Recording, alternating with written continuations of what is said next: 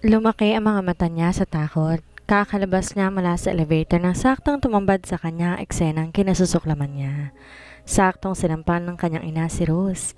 Isang malutong na sampal na kinapula ng pisngi ng dalaga. Nasa underground parking lot sila. Di niya inaakalang hahantong ang dalawa dito. Mother! Bulyaw niya. Malalim at umaapoy ang kanyang tono. Nanilim sa galit ang kanyang abuhing mga mata. What in God's name do you think you're doing? Humakbang siya sa pagitan ng dalawa. Kiniyom ang mga palad. Namumuti sa galit ang kanyang kamao. Elliot, don't be foolish. His mother replied dismissively, waving a hand as if to brush aside the intensity of the moment. Sumasabog ang pagiging maotoridad nito sa suot na tailored suit. Tinatapunan nito si Rose na nakakasuklam na tingin. Niloloko ka lang ng babaeng to. She's nothing but a... enough. Putol niya na tila isang latigo na humataw sa ere. Nilapit niya si Marguerite. I won't let you speak about Rose like that, and I certainly won't let you lay another finger on her. Tumigas ang ekspresyon nito. Ginagawa ko lang to para buksan niya mga mata mo. She's a parasite. She's not a parasite. She's the woman I love, so don't speak ill to her. Gagawin mo pa ulit to, mawawalan ka na ng anak. How could you do this to me? Your own mother? Sambit nito at mangiyak-ngiyak siya nitong tinalikuran. He is totally losing his mother. Did she hurt you? Narinig niyang tanong ni Elliot sa nangangatal na boses. Pinipigilan nito ang galit. He reached out, brushing a thumb lightly across the spot where the outline of his mother's hand still burned on Rose's skin. Bahagya siyang napapikit sa kirot na nararamdaman niya. Kung hindi niya lalagyan ng yelo, tiyak mamamaga ka agad bukas. Dinala siya nito sa opisina. Nilak ang pinto para walang magdidistorbo pa sa kanila. Di rin mahalaga sa kanila ngayon kapag pagchismisan sila. Parte lang ng buhay, ika nga. Okay lang ako, nauutal niyang sambit. Pinipigilan niyang bahain ang emosyon ng sarili. Pinilig niya ang ulo na may alanganing ngiti. Don't worry, wala ito. Sariwa pa sa kanyang alaala ang malulupit na mga salita nito at nandilisik nitong mga mata. You gold digger, get out of my son's sight. He never deserved a girl like you. Maybe you are a liar, setting things up to seduce and destroy my son? You filthy bitch, I will send you to that fucking hell if I'll find you. You're manipulating my son. Isa, dalawa, tatlo, at apat na pangungusap na pinapatay siya sa loob. Tama ito. She's a liar, a bitch, a gold digger, seducer. Lahat na nasa kanya dahil totoo naman. Ginagamit niya sa Elliot sa kanyang personal na interes, maliban sa puso niya, kasi he genuinely loves him at takot siyang mawala ito kapag malaman nito ang totoo. Kumislot siya ng dinampi ng binata, ang ice bag sa kanyang pisngi. Pumalatak ito. May galit na naiiwan pa rin sa mukha. Nakonsensya siya dahil sinisira niyang relasyon nitong mag-ina. Bagamat sabihin nito na tinututa lang siya pero wala siyang karapatan na manira ng pamilya. Okay pa ba to sa palagay mo? Halos lumipad ang pisngi mo nung sinampal ka niya. Nanay ko siya pero pag ako nawala ng pasensya, sobra pang gagawin ko sa ginawa niya sa'yo. Sabi nito sa madilim na mukha. Bay naman, kasalanan ko rin naman to kasi nakipagsagutan ako sa kanya, pangaawat niya. Lumabi siyang hinawakan ng ice bag. He stopped in front of her, his eyes searching her face as if checking for more damage. Pumalatak ito. No, hindi mo to kasalanan. This is all my fault. Usal nito sa mahigpit na boses. Inangat ito ang kamay. Hinaplos ang kanyang pisngi kung saan dumaan ang sampal. Pinagagaan ng loob niya ang mainit na sensasyon ng kamay nito na dumadampi sa kanyang balat. She blinked up at him, biting on her lower lip. Hindi mo to kasalanan. Nang himasok ako eh. Rose, putol nito. Lumambot ang tono ng pananalita nito. This is my fault. I wasn't careful. I did not protect you immediately and now you're suffering because of me? Umiling siya. May ilang ibla ng kanyang buhok ang nahulog sa kanyang balikat. Nagkataon na nilugay niya ang kanyang buhok. Siguro mukhang bruha na siya ngayon. Sinisisi ako ng mama mo sa annulment na engagement mo. Akala niya sinira kong buhay mo. I was trying to explain but she suddenly slapped me. Kahit na alam kong sasampalin niya ako, tinukoy ko pa rin ang pangatwiran ko. Of course, hindi niya ako matatanggap kasi mahirap lang ako. Wala lamang akong lamang sa mayamang katulad niya. His jaw tightened. Ibinagsak nito ang mga kamay sa gilid. Natatarantang pumaroot pa rito. Pinuno na mahinang tunog ng aircon ang tahimik na silid. Pero nang nasa malapad na likod nito ang kanyang atensyon, pumaigting sa tenga niya ang ibang accusations ng ina nito. You seduced him. You drove a wedge between us. How dare you come between his engagement? Pero paano nito nalaman ang sekretong relasyon nila? Tinaas niya ang ulo. Nilinis ang lalamunan. Bay, paano nalaman ng mama mo ang tungkol sa relasyon natin? Huminto ito para tingnan siya. Ito nga ang ipinagtataka ko. Maybe she sent some spy to monitor me, and she hits the jackpot when they saw us kissing in the yacht. Alam kong dinududahan nila ako nung nakipaghiwalay ako kay Juliet. Hindi ako nag-iingat. Anas nito. After she gave me the pictures of us, she cannot stop lashing you out. Kahit i-blame kanya ng i-blame, wala na siyang magagawa. He said firmly in a fierce determination. Sana hindi na lang ako dumating sa buhay mo. Naiiyak niyang usal. Nagisti siya at gusto niyang mawala. Don't talk like that. Tumindi ang inis nito sa mukha. I ended things with Juliet because I don't love her. Because I could never love her. You had nothing to do with that, Rose. Pero hindi ako matatanggap ng nanay mo. Aniya sa kaymo ko. Lumapit ito sa kanya habang naramdaman niya bumangga ang dulo na makintab nitong sapatos sa paa niya. Kinuha nito ang panga niya, iniangat at pilit na ipinaharap dito ng diretsyo. It doesn't matter what she thinks. The only opinion that matters to me is yours. Her breath caught as she made his dark gaze intense, unwavering. Dito sa tahimik na santuari ng opisina sa itaas na magulong kalye ng Maynila, tila sumikip pamundo sa pagitan nila. Tila naging maliit ang opisina para pagsidlan ng umiikot nilang emosyon. Tandaan mo lagi, I am going to protect you whatever it takes. Pangako nito sa umaalab na puso. Kahit anong mangyari, hindi ko hahayaang saktan ka ng iba. At i-anunsyo ko sa lahat ng engagement natin. I want the world to know that you're the only woman I want by my side. Engagement?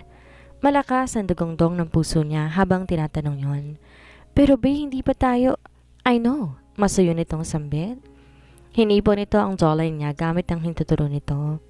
I know we haven't defined things yet, but I want you to be mine, baby. Officially, publicly. I want you to stand beside me, not hide in the shadows. Nanuot sa kanyang pusong init ng mga salita nito. Hindi niya naramdaman ng hapdi ng sampal ng ina nito. Hindi mo naman kailangan gawin to eh. Tutulo niya. Kinakapos siya ng hininga sa tindi ng titig nito sa kanya. Ayaw kitang ma-pressure. Hindi naman to para sa iyo lang, para sa atin to. Dahil mahal kita at gusto kong malaman yun ng lahat. Malambing nitong pag-aaman. Yumukod palapit sa kanya hanggang magtamang kanilang mga noo. Umusbong ang ilang luha sa kanyang mga mata, pinasisikip ang kanyang dibdib. Hindi niya maaninagan ang gwapong mukha nito. Wala akong masabi. Sabihin mong oo, bulong nito, banayad na hinahalikan ang kanyang noo. Sabihin mong hahayaan mo kung protektahan kita. Sabihin mong akin ka. Her heart swelled, emotions too raw and too real surging inside her chest. Kahit ang gulo na ng kanyang isipan, isa lang ang alam niya. Ayaw niyang mawala ito. Oo, huminga siya. Nanginginig ang salita sa kanyang labi. Ako'y iyong iyo, mahal ko. Isang maginhawang ngiti ang sumiwalat sa mukha nito at sa isang iglap, sinakop na nito ang kanyang labi. Malambot at punong-puno ng pangako para sa hinaharap na akala niya'y imposibleng mangyari. Nagising siya sa himbing na pagkakatulog nang tumunog ang kanyang cellphone. Nakabaon yon sa kanyang unan kaya wala siyang kawalan na hindi ito sasagutin. Kinapkap niya at mabilis tinignan kung sinong tumatawag. Rosette, where the hell are you? Bulyaw ng lalaki sa kabilang linya. Buog-buo ang boses nito at tila nagagalit.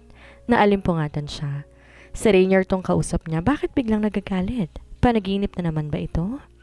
Rainier, anong gusto mo? Di ba sabi ko nasa bukid doon pa ako? Pagdadahilan niya sabay hikab. Kaaga-aga sinisira ng araw niya. Anong oras na ba? Madilim pa naman sa labas.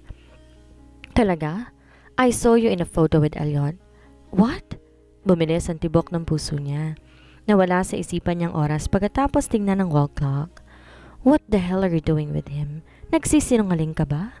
Duda nito, mababa ang boses na parang sinusuri siya. Baka hindi ako yun, kamukha lang. Rason niya na lalong pinalakas ang pagdududa nito. Don't fool me. Kilalang kilala ko ang buong pagmumukha mo. Kahit ang birthmarks mo, alam ko. Tumaas ng isang pitch ang boses nito. Kinagat niya ang kuko. What will she do now? Paano kung sasabihin nito kay Elliot bago siya? Pupunta ako next week ng Manila. Susunduin kita sa kumpanya niya. You're dating Elliot without telling me at aba, ikaw siguro ang dahilan sa hiwalayang naganap. Asik ulit nito. She's caught off guard. Ang bilis itong makahula sa lahat ng itinatago niya. Ngayong araw dapat niya nang sabihin ng totoo kaysa maghintay siya kay Juliet. Parang wala tong balak na pagsabihan si Elliot. Hindi ako ang dahilan. May personal na problema lang sila ni Juliet. Depensa niya. Hilaw na tumawa si Rainier sa kabilang linya. Bakit nagsisinungaling kang nasa Bukidnon ka kung nasa Manila ka naman pala? Huwag mong sabihing tinatago mo rin ang identity mo kay Elliot. I'll explain it to you later. Please, don't tell him about this. Ako na mismo magsasabi sa kanya ng personal. Langya ka, Rosette. Ang wais mo. Dinamay mo pang leader namin? O siyang nakalimutan mong may social media? Makarma ka sana sa ginagawa mo kay Elliot. Rainier, wala naman akong ginagawang masama sa kanya. Nanggigigil sa pagkakadepensa niya. Sinasakloban siya ng takot sa bawat salitang binibitawan nito. Nanuyo ang kanyang lalamunan at ilang sandali, mahuhulog na ang kanyang mga luha. Nagpanggap lang akong sekretary niya, yun lang. Isang CEO nagpapanggap na sekretary ng isang mas bigating CEO? Why are you doing this? Gusto mo na talagang kumawala sa akin? I'm doing this to save our business. In that selfish act, may dinamay pang ibang tao. Anito at saka bumuntong hininga. Bumangon siya, kinalmot ang magulong buhok. Ramdam niya ang pagkasuklam sa tono nito. Rainier, nakikiusap ako. Ipapaliwanag ko sa'yo lahat kapag magkita tayo. Nagsusumamo niyang pakikiusap. Nanunodyo itong tumawa. I don't care. Do what you want. Just remember, Elliot is not an easy enemy. Once you broke his trust, he will disdain you forever. Pinatay agad nito ang linya bago siya makasagot. Yumuko siya. Sinikap niyang huminahon. Pakakalmahin niya muna ang sarili. Aasang wag nitong sasabihin ng totoo kay Elliot. Hahanap siya ng paraan para magtapat dito. Naalimpungatan siya na hindi sinasadya, napaidlip sa harap ng computer niya. Sinuklay niya ang buhok gamit ang daliri at mabilis na tinali ng pa-ponytail. Tumayo siya at nagpainat-inat. Nagtataka siya kasi hindi siya hinanap ni Elliot ngayong araw. Napahugot siya ng buntong hininga. Ito na ang tamang oras para sabihin sa kasintahan ang totoo na pagkatao niya. Sana hindi ito magagalit at tanggapin na lamang as siya sa kabila ng lahat. Niligpit niya muna ang ilang papeles na nakakalat sa kanyang lamesa. Pinagmamasdan niya ang tahimik na opisina. Nakakaantok ang sobrang kalma ng mga empleyado dito. Ang tahimik ng mga iba kung magtrabaho. Sinuot niya ang blazer at sinimulang humakbang papunta sa opisina nito. Pagbukas niya ng pinto, nadatnan niya si Elliot na kausap si Juliet. Hawak-hawak ang braso nito. Elliot, please, give me a chance. Nagmamakaawang pakiusap ni Juliet kay Elliot. Naiiyak ang tono nito. Her pulse quickened. May bagay na hindi tama. I don't understand you. Why are you doing this to me? Malamig na tugon ni Elliot. I think I'm in love with you. Please listen. Winaksin nito ang kamay ng dalaga. You knew I'm in love with someone else. Are you crazy? You've been chasing Magnus your whole life and now you're messing with me? I am not messing around. Matapos kong nireflect lahat ng nangyayari sa buhay ko, na-realize ko na ikaw ang gusto ko at hindi si Magnus. Tapat nito. Humakbang palapit kay Elliot, saka tiningnan na malagkit sa mga mata. He clenched his jaw. Nasa mukha ang puot. Don't ever touch me. My heart already belongs to someone else. You better leave. Hindi na natapos ni Elliot ang pagsasalita nang biglang hinila ni Juliet ang necktie nito. Sa bilis ng pangyayari, nanginginig siya at nanlalaki ang mga mata nang masaksihan ang pagkahalikan ng dalawa. Ibinagsak niya ang balikat, kasabay ng mga luha niyang kanina pa siya kinukulit. Umikot siya, humihingal sa kawalan ng hangin at tumakbo papalabas ng opisina. Tahimik siyang humahagulhol, hinayaang mabasa ang mga luha ng kanyang buong mukha. Sakto paglabas niya, sumabay ang malakas sa pagbuhos ng ulan. Juliet betrayed her. What the hell are you doing? Bulyaw ni Elliot. May bahid ng gulat at pot ang kanyang tono nang umurong siya at tinulak ito papalayo. Nandilat ang mga mata habang sinusubukang iproseso ang nangyayari. He rubbed his mouth with the back of his hand, wiping away the lingering sensation of her lips on his. Tila natulala ang mga paa niya. Hindi siya makapaniwalang gagawin to ng kaibigan niya. Nakatayo lang sa isang tabi si Juliet, natuod sa kinatatayuan.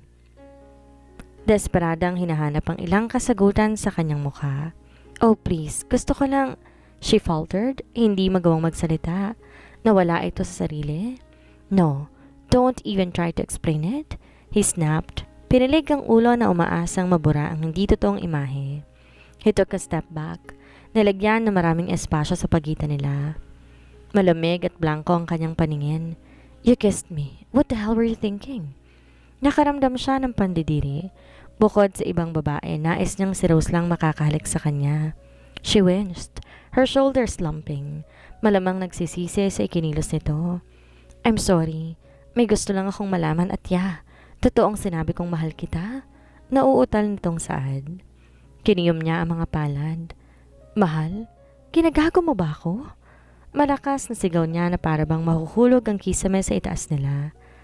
Ano bang gusto mong malaman ha? Hindi pa ba sapat si Magnus? No, Elliot, I didn't mean... You know I'm in love with Rose. You know that. So why the hell would you do this to me? Putol niya.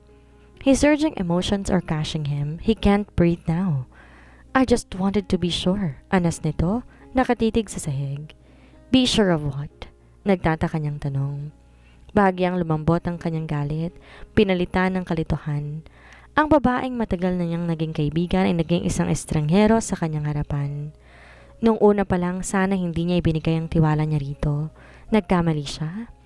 Juliet, you are in love with Magnus. Hindi lang yun. You've been in love with him for years. So, why? Why would you do this? He would never reciprocate my feelings. Never. At inakala ko, siguro, niloloko ko lang sarili ko. Siguro mali ang taong minahal ko. Siguro ikaw ang talagang para sa akin, Elliot. He felt his chest tighten, anger giving way to deep sense of sadness. Di pa niya nakikitang ganito karupok ang kaibigan. Hindi siya po pwedeng maawa. Malalagay sa alanganin ang relasyon nila ni Rose. Listen, marahan niyang saad. I'm sorry if Magnus hurt you. I really am. Ginawa ko lahat para tulungan kayo. Pero ang sabihin mong mahal mo ko, tatanggapin ko. Kung pagkakaibigan lang pero pag iba na, sorry nagkakamali ka. Hindi akong hinahanap mo. Maingat siyang humakbang palapit sa dalaga na ngayon hindi siya matingnan diretsyo. Pinatong niyang isang kamay sa balikat nito. I love Rose and nothing is going to change that. You can't... Lumunok siya. Sinubukang panatilihing normal ang boses. You cannot ruin this for us. Lumukot ang itsura ni Juliet. Saglit nakita niyang nasasaktan na matalik niyang kaibigan.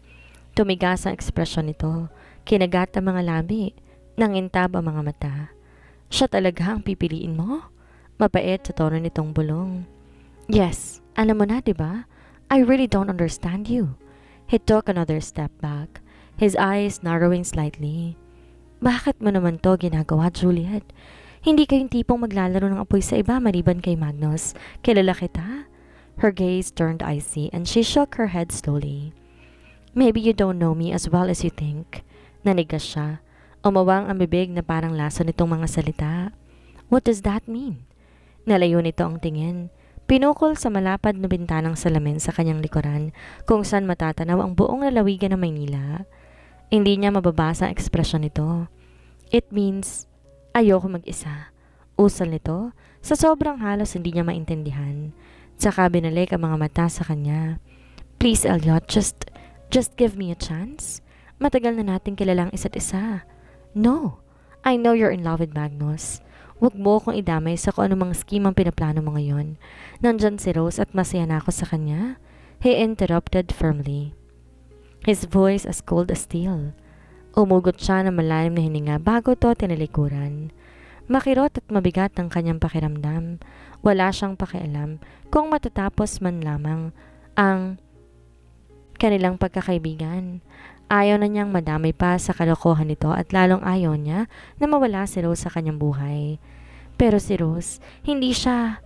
Hindi nito tinapos ang pagsasalita nang tuluyan ng isinara ang pinto. Iniwan niya sa ere si Juliet. Hindi na mahalaga kung naging desperada ito ngayon. Pagod na siya sa kalokohan nito. Isa lang ang gusto niya, si Rose. Nais niyang yakapin to na mahigpit ngayon. Liguan na maraming halik at hindi aalis kailanman sa tabi nito. Subalit hindi niya ito nadatnan sa pwesto nito. Dinukot niya ang cellphone. Mabilis na hinanap ang numero nito at tinawagan. Nang bulsa niya ang kanyang kamay, nakasalpok ang kilay, tensyonado ang panga. Kanina pa nakasalpak sa cellphone sa tenga. 10 beses siyang nag-miss call pero hindi ito sumasagot. Naririndi siyang ibinaba ang phone. Hinawi ang magulong buhok. Hindi pinapansin ang butil ng pawis na tumulo mula sa kanyang noo. Kinakabahan siya na hindi niya maipaliwanag, parang may masamang nangyari. Sa 3 buwan niyang kasama ito, noon ka pa nitong hindi sagutin ang tawag niya. Paano niya ba malalaman kung nasaan ito? Frustrated siyang bumuga sa hangin. Tinungo ang sasakyan. Iniwan ang company building na mabigat ang loob. Sa sumunod na mga araw, pakaswal siyang naglakad sa pasilyo ng kanyang opisina. Malapad ang ngiti niya habang binabati siya ng lahat ng empleyado. Pero nang humantong siya sa pwesto ni Rose, hindi man lang nito inangat ang ulo at kilayan siya, gaya na nakagawian niya simula nung nagkaroon sila ng sekretong relasyon. Nahihiwagaan siya. Saglit niyang tinitigan ang gilid ng pisngi nito at saka dire-diretso pumasok sa president's office. He was so flustered. Hindi siya mapakaling tratuhin siya ng ganoon ng babaeng mahal niya. Bigla-bigla itong lumalamig nang wala siyang ideya. Sinisikap na mag-entertain ng feeling pero hindi niya tinitigilan. Tila isang kaluluwang ligaw na hindi matahimik. Sinara niya ang laptop, kinuha ang intercom. Tatapusin niya na ang bumabagabag sa kanya. Rose, can you come to my office for a minute? Kalmado niyang utos pero may kataliman sa tono. Natanaw niya kaagad to nang marahang pumasok sa kanyang opisina. Makulimlim ang ekspresyon at hindi maalis ang mata sa sahig. When she looked up, their eyes met, and something inside him tightened. Mukha itong pagod. Tinakasan ng kulay ang mukha. May dark circle sa ilalim ng mga mata at saksakan ng haggard ang tindig nito. But what struck him most was the distance he saw in her gaze. Tila may tinatago sa kanya si Rose. Yes, Mr. Malyari, anas nito. Sumingkit ang mga mata niya sa pang-address ito sa kanya, kaya pati ang lambing sa tono nito'y nawala. Tumayo siya at agaran lumapit dito. Inangat ang kamay upang isabit ang buhok sa tenga nito, pero hindi niya tinuloy. Nakakuyom niyang ibinaba iyon sa gilid niya.